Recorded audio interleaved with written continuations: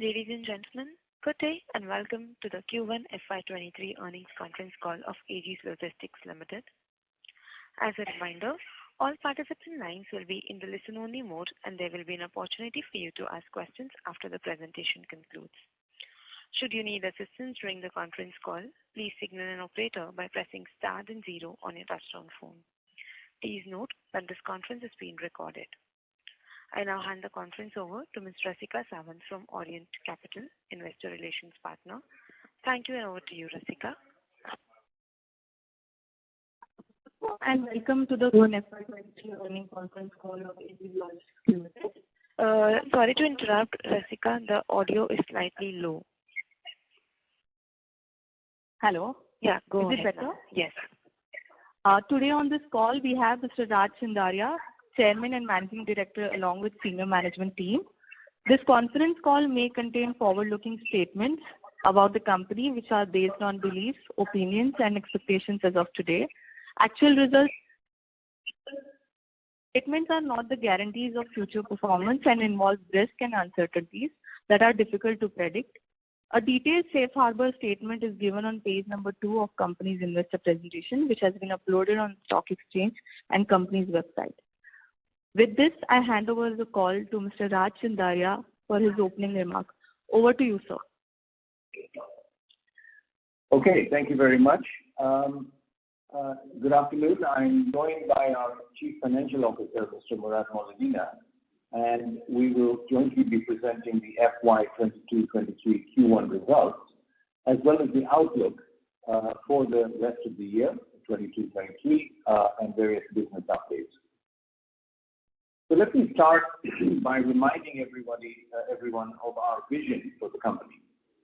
So our vision is to be the leading provider of logistics and supply chain services to India's oil, gas, and chemical industry. And everything we do is aligned with this vision. And let me say that the successful commencement of our partnership with Volvopack, along with the successful launch of the Kandla LPG terminal, and the growth projects currently under implementation. With those, that vision is certainly coming into clearer focus. Now, you will recall that we had a good overall performance for the whole year of FY21-22, and I'm pleased to present to you another strong performance for Q1 FY22-23 to build further on the profit growth that we saw last year. Revenues increased to 2,235 crores versus, sorry, Murad, what was the, I have a typo here. The revenue, 678 crores year on year, as a result of, primarily as a result of the higher sourcing volumes that we had referred to in the previous call.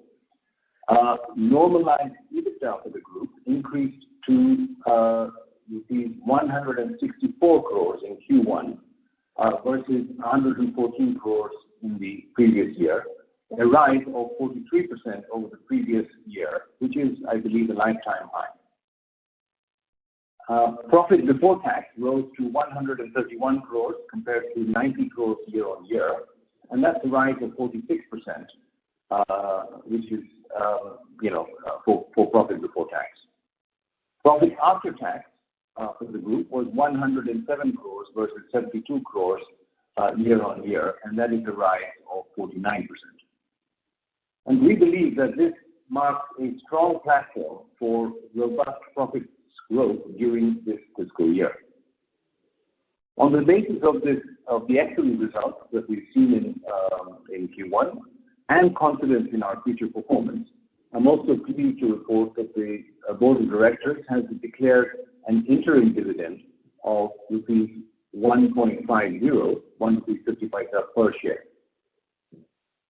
I would now like to hand over to Mr. Moledina, our CFO, to go through the underlying segment numbers.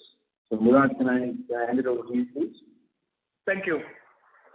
We'll start with Liquid Terminal Division. The revenue for Q1 FY23 were rupees 81 crore, which is a lifetime high, versus rupees 66 crore year on year. That is an increase of 23%. The EBITDA of liquid terminal division for the quarter rose to 55 crore, which is again an increase of 12% year-on-year. Coming to gas terminal divisions, revenues were 2,155 crore for the quarter versus 612 crore year-on-year. The EBITDA for the quarter was 109 crore versus 65 crore in the previous year quarter, the same quarter, a rise of 68%. We continue to see growth for the gas division with sourcing, throughput and distribution volumes improving. I will now try and explain with the sales volume analysis. Starting with the throughput volumes, the LPG volume for the quarter handled at our three terminals of Mumbai, Haldia and Pipavav were 6.37 lakh metric ton versus 5.67 metric tons year-on-year. This was despite a 10% lower volume recorded at Haldia on account of Haldia port taking up upgradation of both the jetties where the group handles LPG. But this will, however, help in increase of throughput volumes going forward from Haldia. The company had good volumes at Mumbai as it continued to operate at full capacity with IOC, HPCL, and BPCL all bringing imports. The LPG rail gantry at Pipavav continues to perform well and is delivering considerable cost savings to our customers, which is driving the improved volumes at Pipavav. The bulk industrial segment delivered a whopping 85,300 metric tons in Q1 versus 30,900 metric tons year-on-year, representing a 176% growth over previous year and a lifetime high. And margins in this segment remained stable. With Kandla LPG terminal now operationally stabilized, we believe that the distribution business will continue to register impressive growth going forward. The commercial and domestic cylinder segment, which sells to hotels, restaurants, and small-scale industries under the pure Aegis pure gas brand, and to the domestic household segment under the Aegis Chota Sikandar brand, were higher with Q1 sales of 5,973 metric tons versus 5,039 metric tons year-on-year, registering a 19% increase. Auto gas sales were also higher at 5,148 metric tons in Q1 versus 3,567 metric tons a year earlier, an increase of 44%. Margins remained stable and healthy. The sales volume of sourcing business was 2,29,992 metric tons versus 100,052 metric tons year-on-year. As reported previously, we expect this increase in volumes to continue throughout the calendar year. With that, I would now like to hand over back to Mr. Rajchandra. Okay, thank you very much, Murad. Let me now turn to the business update for the quarter and outlook for the rest of the year, and also the update on the CapEx plan. During the quarter, Pipavav Port continued its work on making the jetty LPG compliant.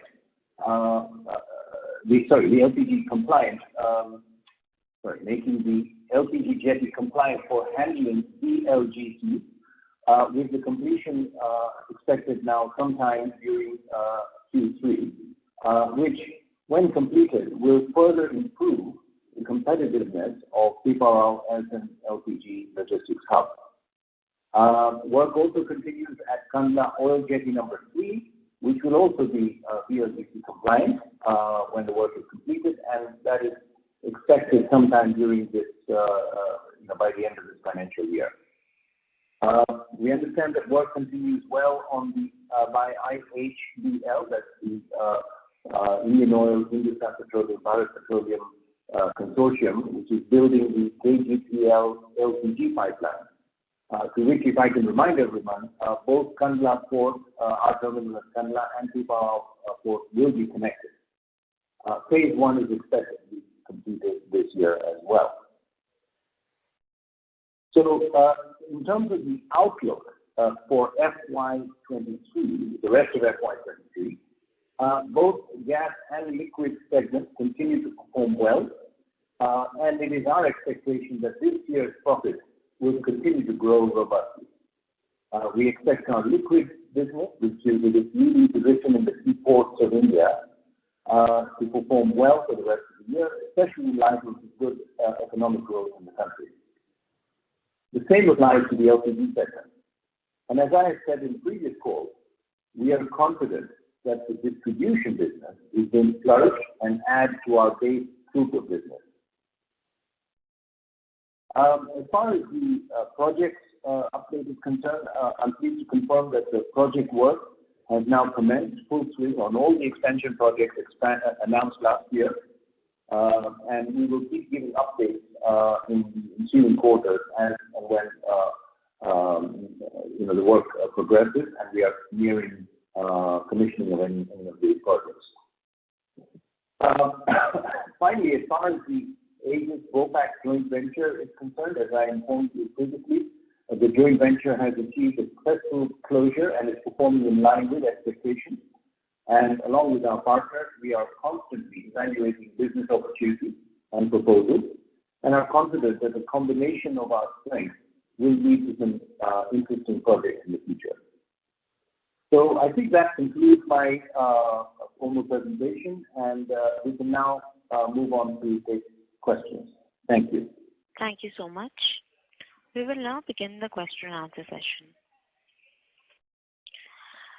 Anyone who wishes to ask a question may press star and one on the touchtone telephone.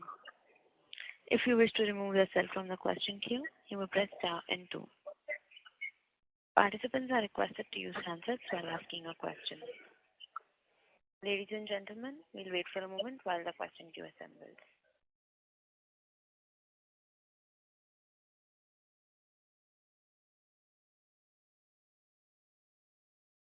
We take the first question from the line of Ghazal Gupta from JM Financial. Please go ahead. Hi, thanks for taking my question. So I have a couple of questions. The first question would be that there is a huge spike in other expenses from going from 39 crore to 106 crore. If possible, could you please provide the breakup of that? And the next question is related to the volume of different segments. As mentioned, there's a sudden spike in the distribution segment in this particular quarter. So just wanted to understand that what drove this particular growth, and can we expect a similar number for the coming quarters? And for the logistics segment, so as mentioned that there was a 10% decline in volume due to Haldia.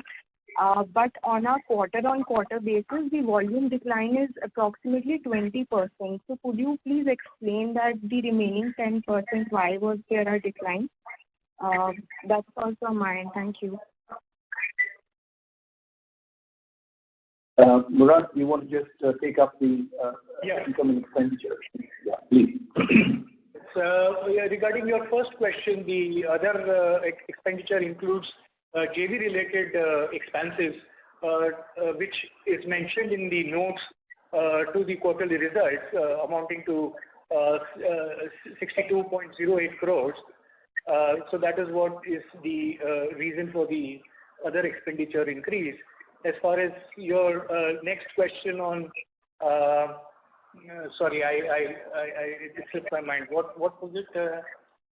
My next question was that I wanted to understand so since there is a sudden spike in the distribution segment for this particular quarter, just wanted to understand that what drove this growth, and can we expect a similar number in the coming quarters?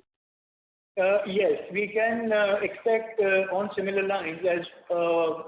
As we have mentioned, Kandla terminal has stabilized operations, and we have started it off as a distribution hub for industrial area nearby, including Morbi, and we expect such healthy volumes in ensuing quarters also. Okay. As regards to your Haldia question on Haldia, 10% lower, and quarter on quarter, we are down by 20%. Q1 generally is not strong. So you have to compare year on year, where we have done an improvement on throughput volumes in spite of 10% fall in Haldia volumes. Okay. Thank you. And I just have one more question. So, since distribution segment is high margin business and there is a sudden spike, so but the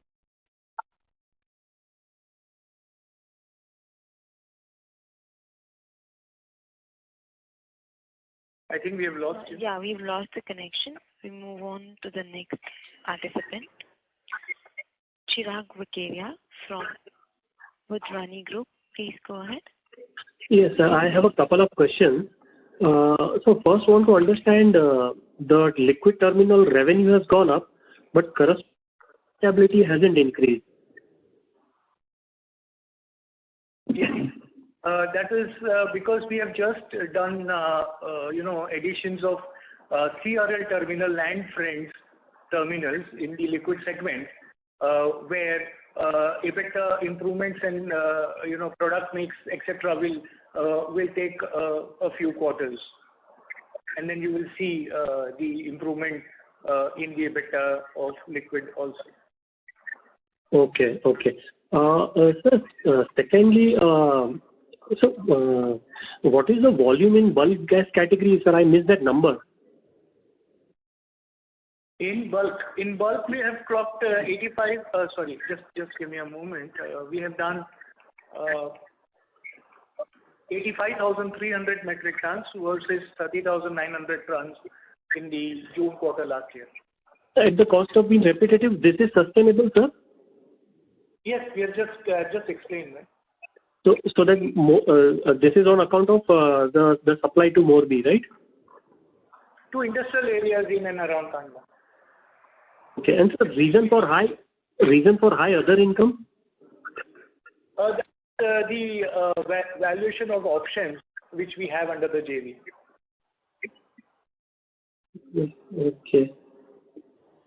Okay, sir. Thank you.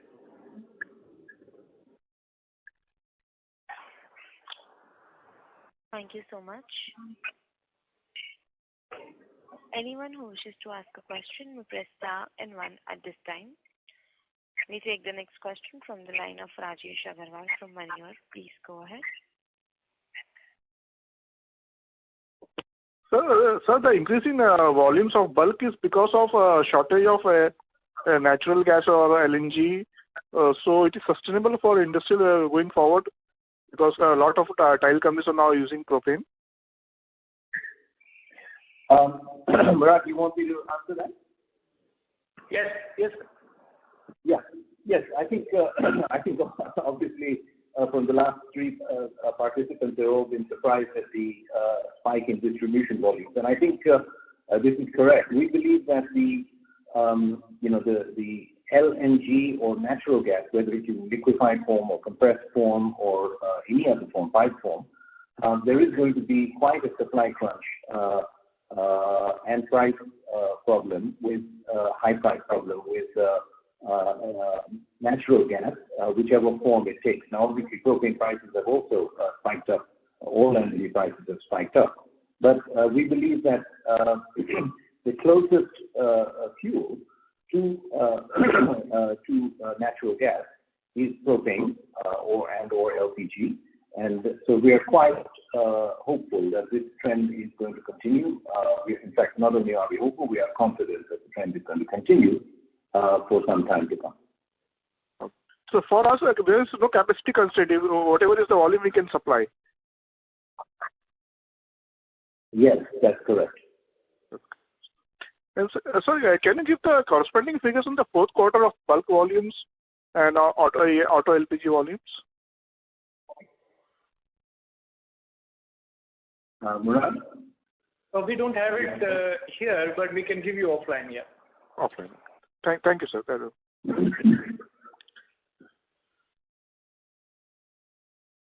Thank you. We take the next question from the line of Kazal Gupta from JM Financial. Please go ahead. Ma'am, your line is unmuted. Yeah. Sorry, I got disconnected the last time. So I was discussing about the EBITDA. So since distribution is high margin business, but my EBITDA on a QOQ level is almost flat. So just wanted to understand the dynamics of EBITDA per ton. Has it changed for the logistic and distribution segment, or it would be really helpful if you could provide an average number of the value for EBITDA per ton for these two segments?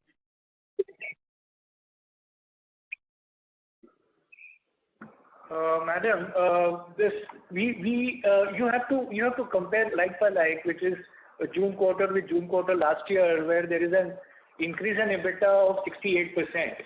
If you compare it with the previous quarter, then you have to also compare the volumes, where, as was discussed in the earlier question, throughput is lower by 20%. So as such, you would have seen flattish EBITDA when compared to the previous quarter. Q1 is generally, as mentioned earlier, not strong in every financial year. This year, the EBITDA of gas for Q1 is lifetime high. So we have broken that where even in Q1 we have done a good performance as far as gas terminal is concerned. Understood, sir. Thank you so much. Thank you. We take the next question from the line of Lavanya from UBS. Please go ahead. Hi, sir. Thank you for the opportunity. So, despite being repetitive, I just wanted to ask on distribution volume. Do you see any potential softness in near term because of some shutdown which is happening in Morbi? They have announced like 1 month shutdown. So that might impact current quarter volumes. Do you any sense there, sir? Murad, you want to get onto that? I think you have. You see, Morbi shutdown is not more than 15-20 days in the month of August, and we have not yet been selling huge volumes in Morbi to get affected by that. This distribution, bulk distribution volumes are from 3 ports, which is Mumbai, Kandla, and Haldia. So as such, we do not see much or a significant effect on our distribution volumes in the ensuing quarters also. Okay, got it. Thank you, sir. And on the other income bit, can you just help me understand a bit more on why is it higher? I missed in the earlier question. That is the valuation of options under the JV to the amounting to 76 crores. Okay, got it. Thank you so much for the opportunity, sir. Thank you. We take the next question from the line of Himanshu Yadav from Edelweiss Wealth Research. Please go ahead. Thank you, sir, for the opportunity. 2-3 questions.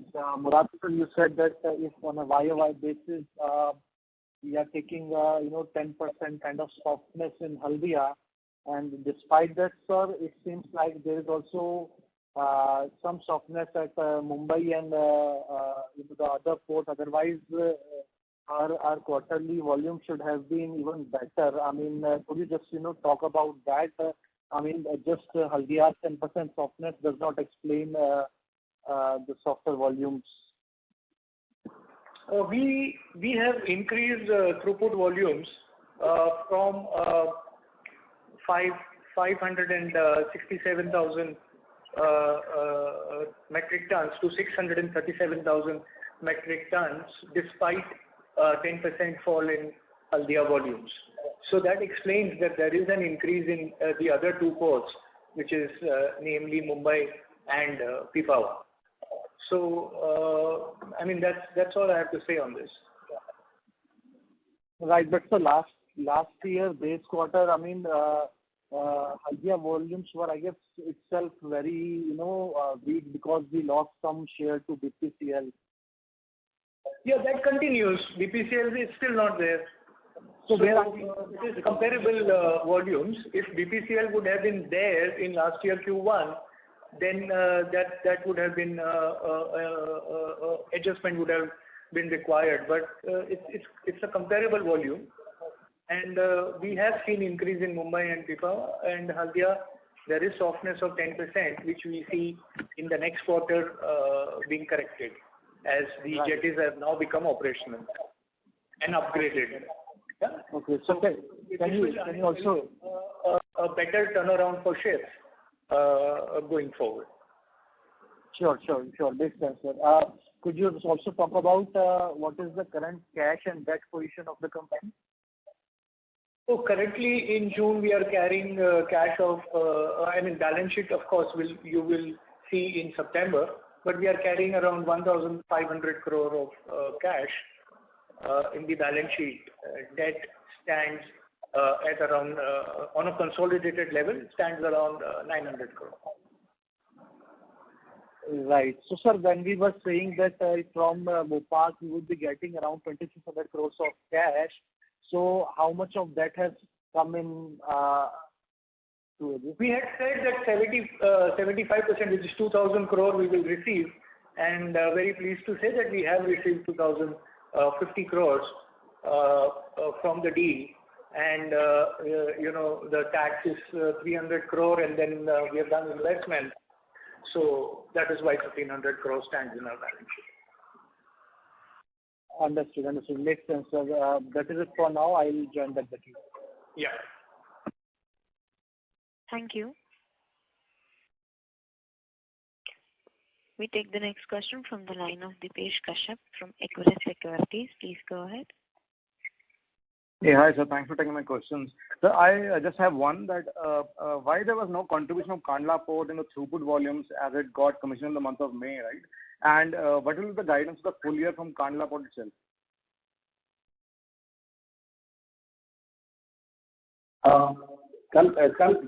Murad, can I just answer that question? Yes. Yeah. So as far as Kandla Port is concerned, we at the moment do not have a throughput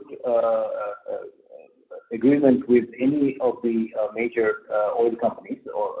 Of course, we are working on that, and we are confident that that will come through. This has been the pattern in Haldia, it has been the pattern in Pipavav, it has been the pattern also in Concall. But it will take some time to get, one, two, or all three of the customers throughputing volume through Kandla. They, generally these companies are a little cautious. They want to make sure everything's running smoothly before they commit. And also, of course, we are waiting for the VLGC completion of the VLGC upgradation work at the jetties and so on. So we don't have any concerns that ultimately we will be operating Kandla on the same basis as we are operating the other terminals. But at the moment, the distribution business is highly profitable, and we continue to operate, Kandla achieving the same kind of margins, in fact, possibly better margins in terms of overall total margins, on the distribution basis. So I think let's not read anything into it for one quarter. Let's see how the story unfolds. Sir, thank you for that. So, but do you think that agreement will be reached in this quarter? And you earlier guided around 0.7 million tons, right, for the Kandla Port in the first year? Do you go by that number still? I think I would not like to speculate as to the exact date at which we will be able to secure agreements with any customer. So whenever the customer feels that it's the right time for them to bring cargo, they will bring it. But we are just mentioning that we are confident that this will happen. As far as the specific financial performance projections and so on, Murad, can I ask you to just take that one on the? Yes. So Kandla, when we said 0.7 million tons and at an EBITDA of 1,000 is 70 crore EBITDA contribution for a 12-month period. I think we are well on course to achieve that, whether with a model of throughputing or distribution. So we are well on course to achieve that target of generating EBITDA of around 70 crore for a 12-month period from Kandla. I think that is what is important. Got it, sir. And lastly, sir, Murad sir, you just answered the previous question that you have received a cash of 2050 crore from Vopak, but in the notes of the account you have mentioned around 1098 crore, right? So I just want to understand what is the difference regarding. No. We have said that Aegis has received 2050 crore, as has been explained many times in past. This is from the JV. So out of the equity which has been brought in, which is 1098 crore, and 350 crore for purchase of Hindustan Aegis shares, and the borrowing which the subsidiary JVCO has done and paid to Aegis. All of this put together is 2050 crore on group level, and that has been explained many times over in the past. Got it. And so the borrowing that has been done at the JV level will be serviced by Vopak, right? Not by Aegis as such. It will be serviced by the JVCO. Yeah. Oh, got it. Thank you, sir. Thank you and all the best. Thank you. We take the next question from the line of Digant Haria from Greenwich Wealth. Please go ahead. This was explained, I think in two separate questions in this call, but this extra other income and extra other expenses, should they be seen as offsetting each other? No, they are of different nature, and we follow the rules and the law laid down by Indian Accounting Standards, and accordingly they have been presented in the financial results. No, Murad, I get that, but just if somebody wants to take a broad view of the operating numbers, is it that, in the quarter when other incomes are going to be high because of the revaluation, other expenses are also going to be high, and when they are low? In our investor presentation, if you look at, these have been shown under other unallocated net expenditure. So we have netted out in that in the investor presentation if you look at the P&L in our investor presentation. Okay, fine. And maybe the next question is just segment result. It is not reflected in the normalized EBITDA. It is outside the normalized EBITDA. Right. No, fine. I get it. Thanks for this. And then, my second question is just on, this Kandla-Gorakhpur pipeline, what's the progress there, and what do we expect once that pipeline is built, which of our terminals can actually see a massive, bump up in the throughput and all. Just a macro commentary on this. That's it from my side. Yeah. So just, the Kandla-Gorakhpur pipeline is, as we've mentioned, is being constructed. It's a very large pipeline, and leading from Kandla Port with a connection also to Pipavav Port. So, both our ports and terminals will be connected to that pipeline, and running through the heartland of India all the way to Gorakhpur. It has a pipeline allocation to Pipavav. Murad, what was the figure? Pipavav allocation? 1.5 million tons has been planned for throughputing out of Pipavav Port. Yeah, and then of course a significant amount to Kandla as well. And as I said, both our terminals will be connected to this Kandla-Gorakhpur pipeline. So, and of course, the pipeline is being constructed by this Indian Oil Petroleum, Hindustan Petroleum Consortium. They are working on it hard, but as we've seen in previous sort of things, that the pipeline construction is not within our control. So,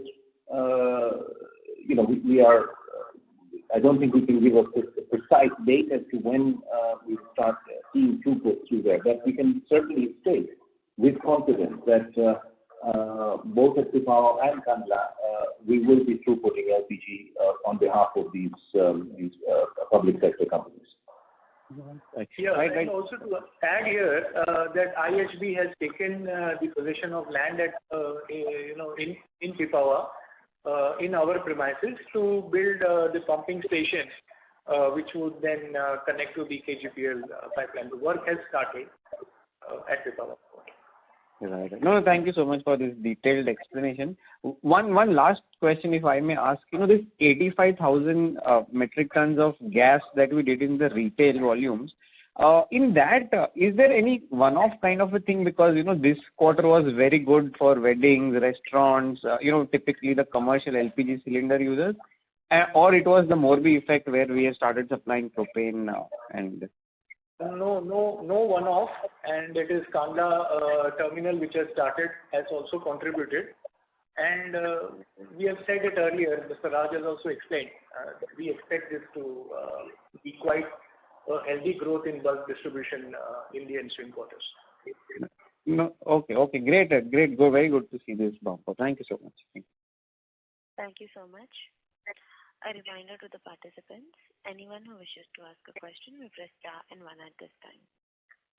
We take the next question from the line of Ritwik Sheth from One Up Financial. Please go ahead. Yeah. Hi, good evening, sir. A few questions from my end.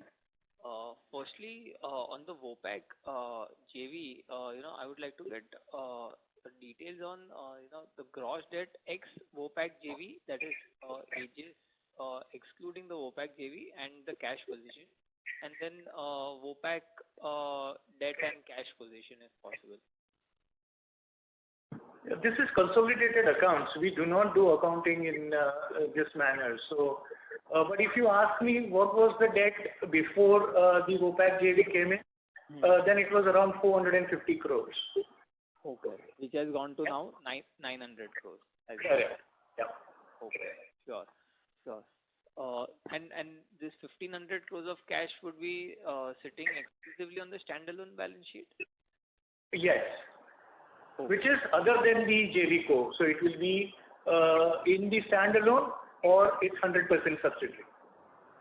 Okay. But not Wopac? No. Not Wopac. Okay, sure. Okay. So technically our net debt, if we look at, then excluding the JV, our net debt would be somewhere in the negative 1,000 odd crores. Yes. Yeah. That is a fair understanding. Yeah. Sure. Okay, thank you for that. So my second question is again on the Wopac JV. I believe Q2 FY23 will be the first quarter of all the assets into the JV. It will get consolidated in the books except all the Mumbai projects. All the other assets will be coming in from the JV, right? And there will be a reduction of minority interest to the extent of 49%. So is this understanding right? Oh yes, it is line by line consolidation, and minority interest would be there, which would be 49% of the JV co-profits carved out for the JV partner, and that is reflected in our results which have been published. The minority interest is reflected there. Right. And how many days or what was the date of the JV the assets getting transferred? You said 25th of May we completed the JV. Okay, little more than 1 month. Yeah. Okay, sure. And so my final question is on the gas throughput volumes. We've been stuck in a range since the last few years. So taking a medium term view, say 3 to 5 years, where do you think the throughput volumes will be trending? We are about 31 lakh on an annual basis. Where do we see this going, say, in the next 3 to 5 years with our capacity in place and multiple growth levers that you mentioned in the presentation also? So just wanted to get a sense on this.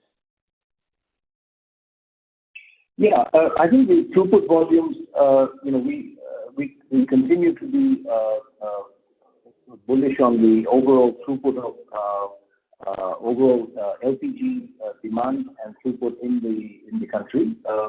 Now with our 4 terminals, we are really well positioned to take advantage of that. The overall demand for LPG is continuing to increase at 6 to 7% per annum, sometimes even higher. And in fact, I believe that it will be higher than 6 to 7% growth. To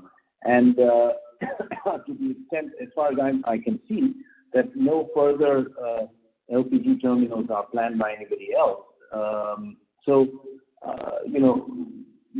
I think we are confident that the growth in capacity that we have will get utilized.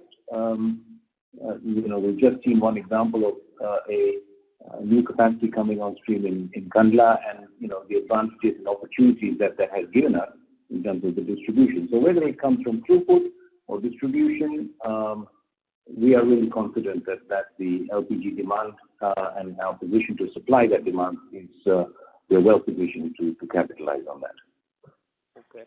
Would you could it be possible for us to grow in say double digits over the next 3 to 5 years from current base?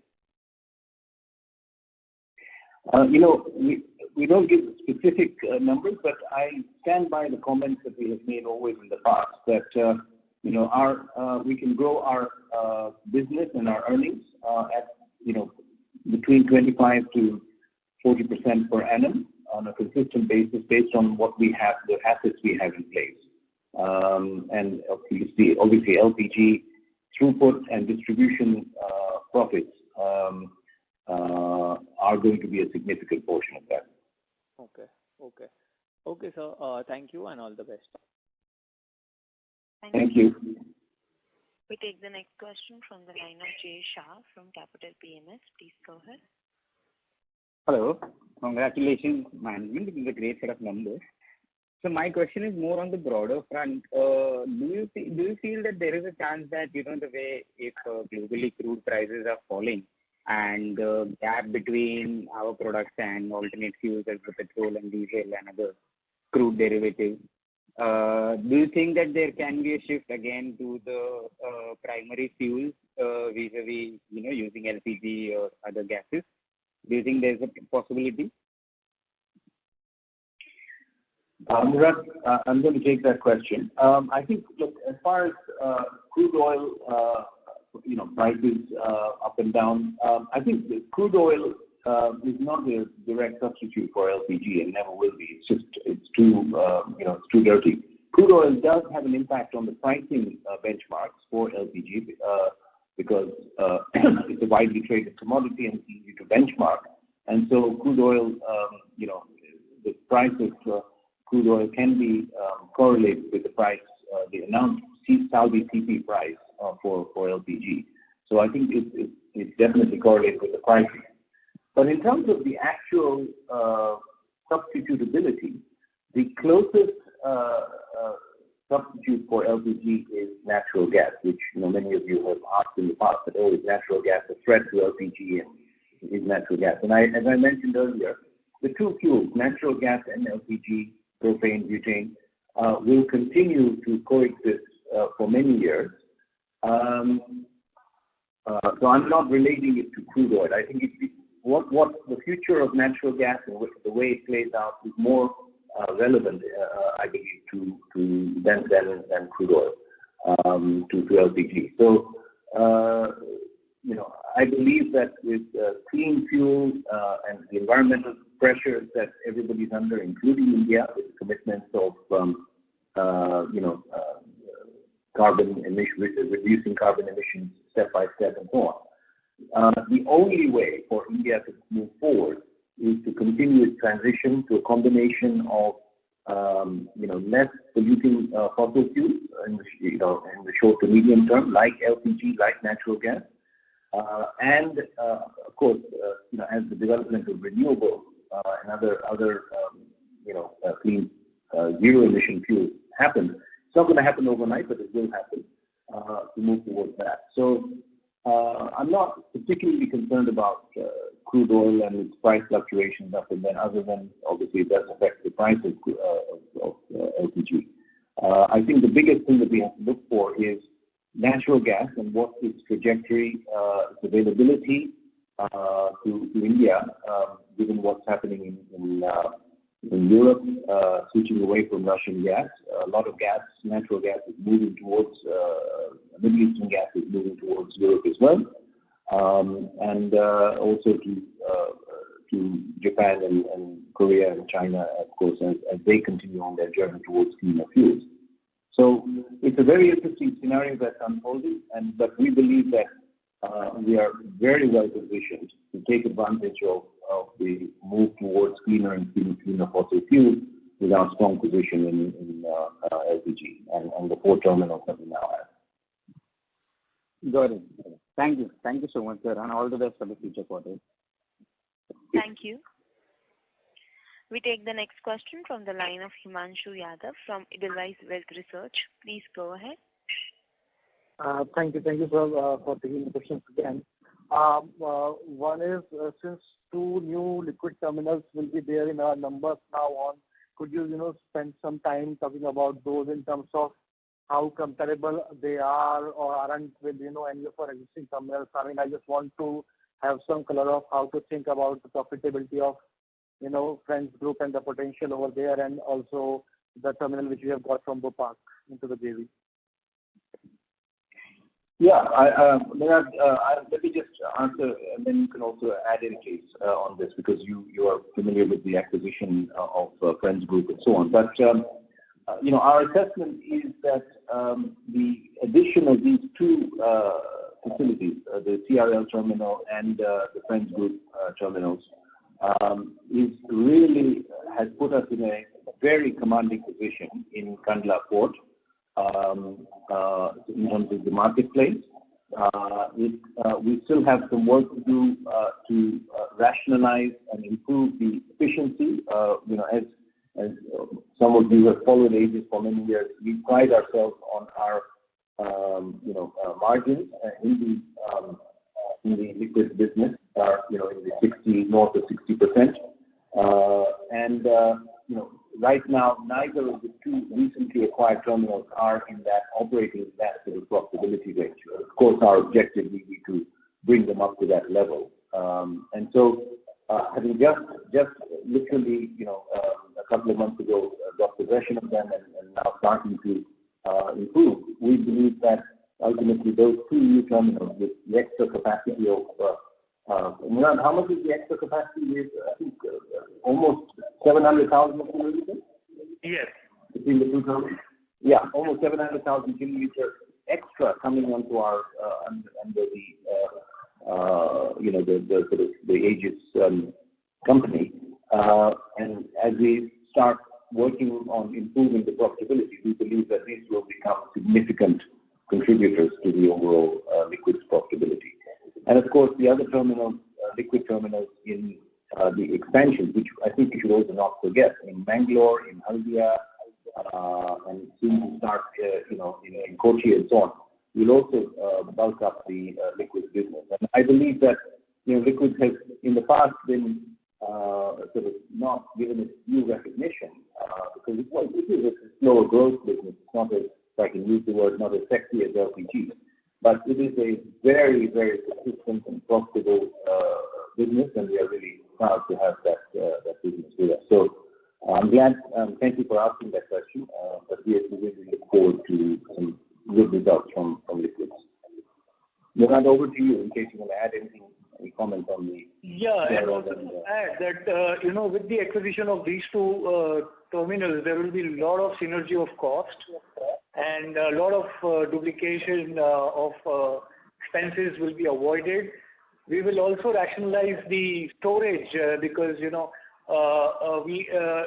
because of constraint of capacity, we also we had to also store low value items, which now with the increased capacity we will have a lot of leeway to play around and entertain and store more high value products.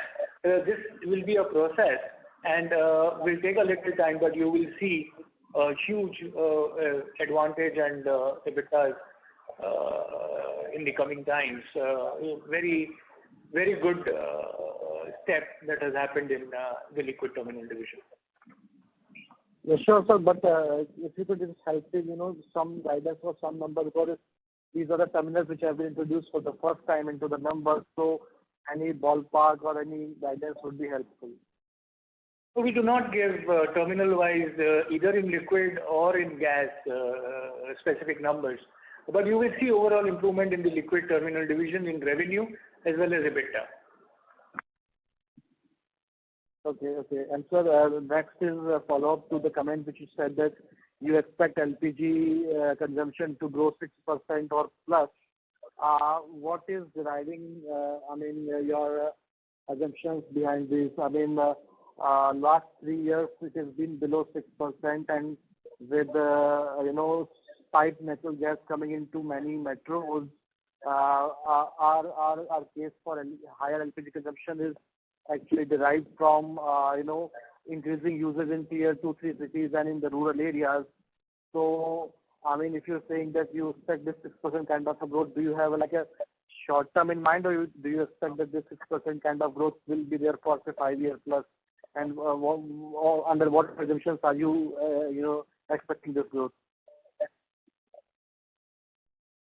Yeah, I think, historical data and what we see on the ground in terms of the various incentives and schemes that the government is pushing to try and move the entire country onto more sustainable and less and safer, cleaner fuel.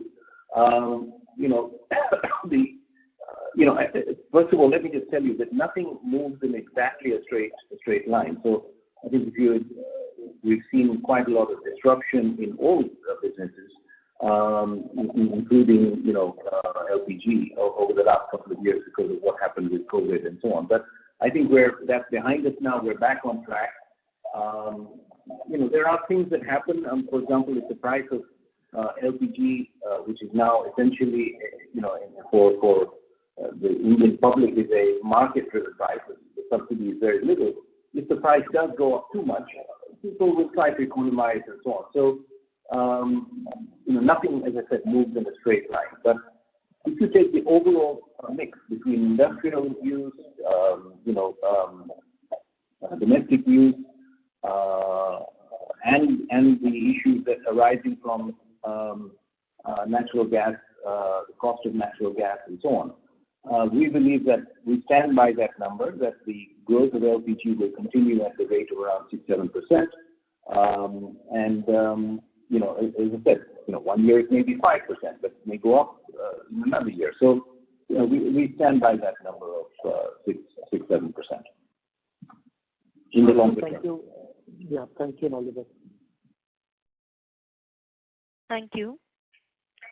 We take the next question from the line of Saurabh Shroff from QRC Investment Advisors. Please go ahead. Yes, hi. Congratulations on a very strong set of numbers. My first question was on the sourcing business. It's good to see a really strong recovery, I guess, over the last 2 years in the first quarter. But we are still a far cry from, let's say, what the pre-COVID era volumes were. So just wanted to understand, is this just a function of the NOCs not putting out enough tenders, or is it lack of availability or supply tightness given what is happening in the energy markets globally? And how do you see this evolving over the next few quarters?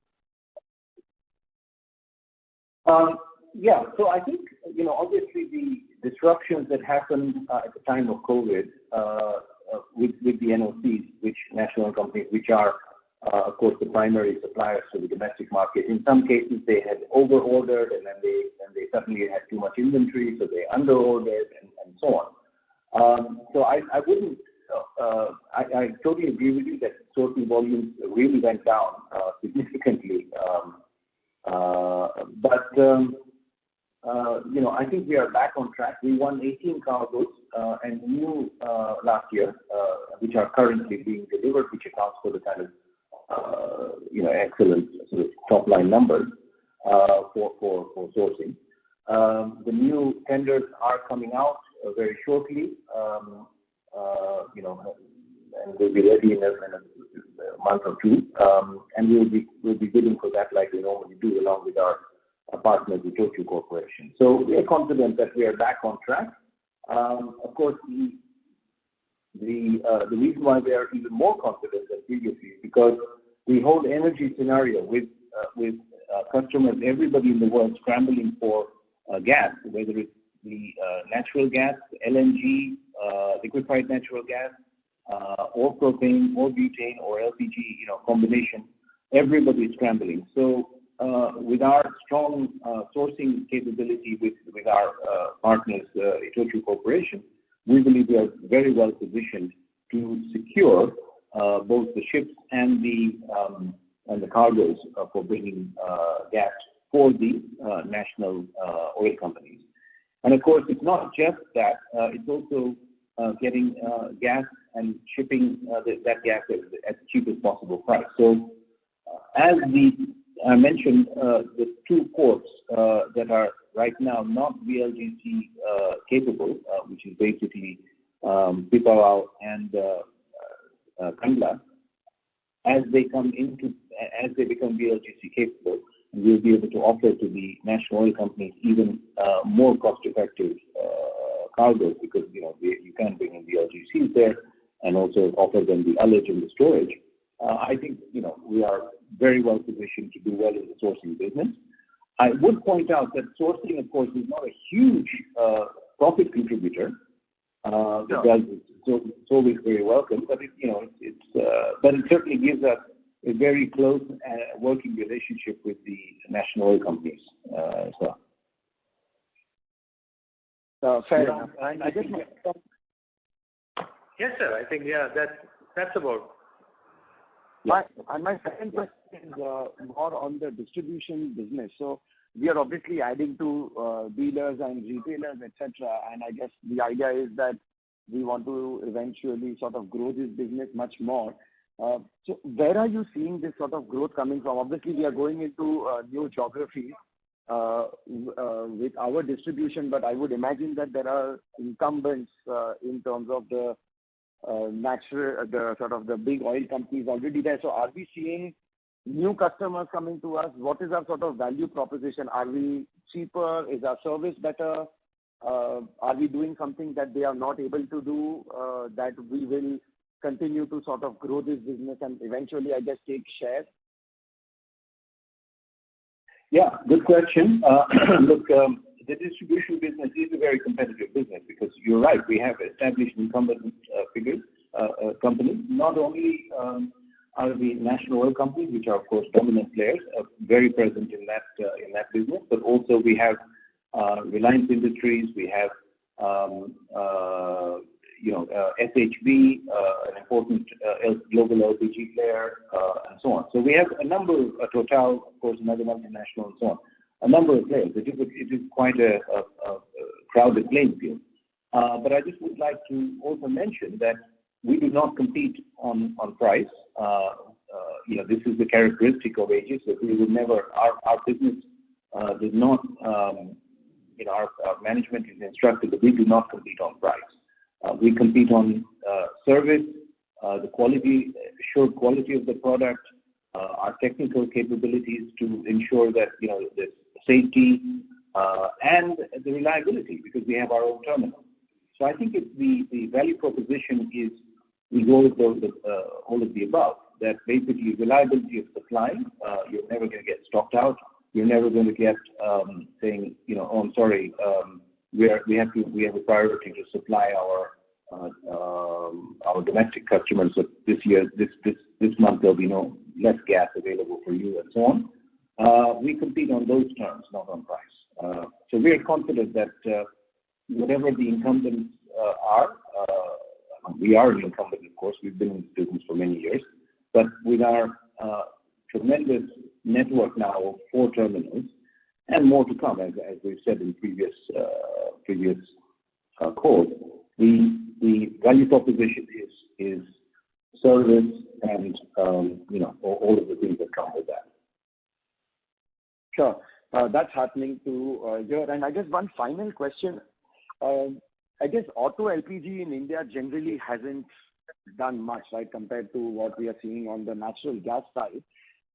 Is it just the lack of availability and that most of our LPG gets imported? Is that the reason, or what do you put as the reason why this market isn't big? Or if you think it's going to be much bigger, what is going to change for it to be significantly bigger?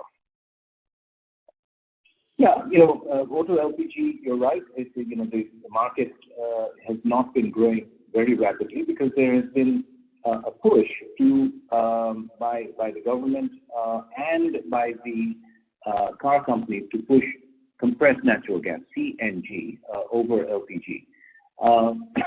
And while the auto gas market has been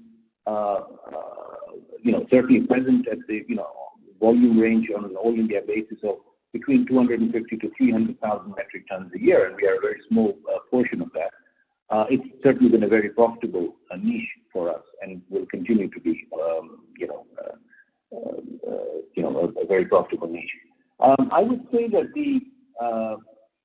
there are many factors which are buffeting the auto LPG business. One is the presence of, up to now at least, the presence of subsidized CNG.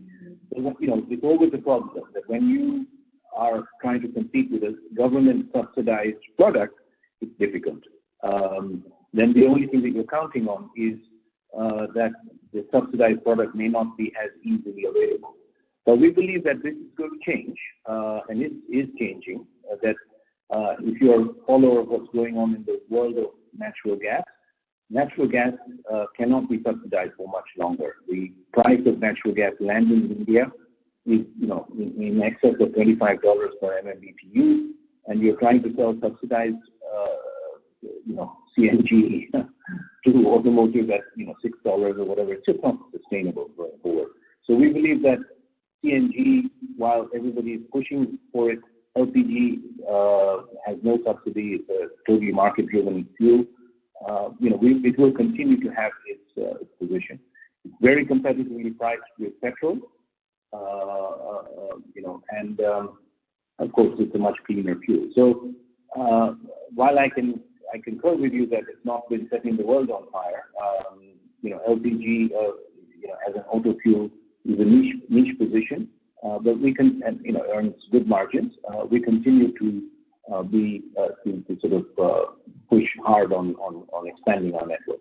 I would say the other thing is that the rollout of stations and the commissioning of new stations has been frustratingly slow.